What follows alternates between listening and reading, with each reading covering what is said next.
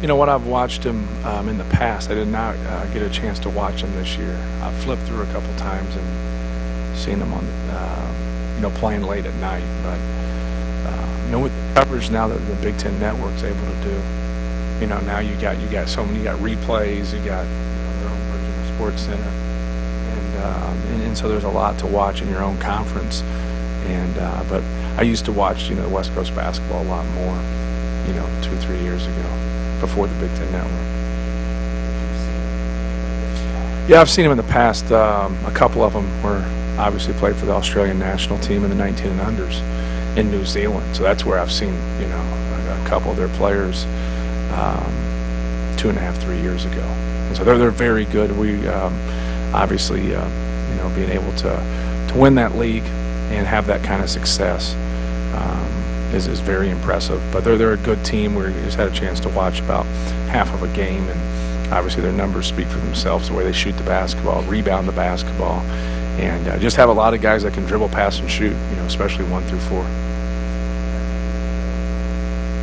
It looks very good. Like I said, I've just seen a half of basketball, so it's anytime you're a lead guard with that kind of size and that kind of savvy and put up those kind of numbers, hey, it speaks for itself. No matter who you're going to take or get or have a draw, they're going to be a good basketball team. You're in the NCAA Tournament for a reason, so we're going to have to play well to beat them. Well, just to have consistency is very important, and I think our guys here in the past month or so have really played well, and we've had to play a little bit different, especially on the defensive end.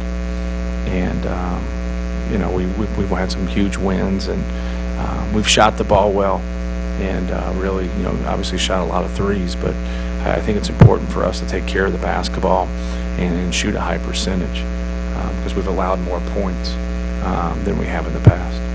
Well, I think there's a lot of juggling that goes on. I don't think they can be absolute in what they do because of multiple teams from conferences. They're not going to put 2 Big Ten teams or 2 Big East teams so they can't face each other in those first 2 rounds. Then they try to stay away from the people that you play in the non-conference. There's just a lot of variables that go into it. It's not an absolute bracket in terms of seeding. It's close, but whether it's 9 or 10, I think you're splitting hairs. I think just trying to get your team ready and be consistent each year. Obviously, it hasn't been 13 straight, but no, I don't. I wasn't a part of a lot of them, so I've just been a part of the the last couple of years. You never take for granted about being in the NCAA tournament. Never take that for granted. It's an honor to be in it because there's a lot of good teams that are disappointed today. So you need to be grateful of this opportunity, even though you've earned the opportunity. Some other people have earned it too, and they didn't. And you talk about splitting hairs in between 9 and 10. When you get up to 12 and 13 and you're splitting hairs. So we just need to go out and represent our school and play hard and do those things. And we've been fortunate enough to be able to put a nice string together in first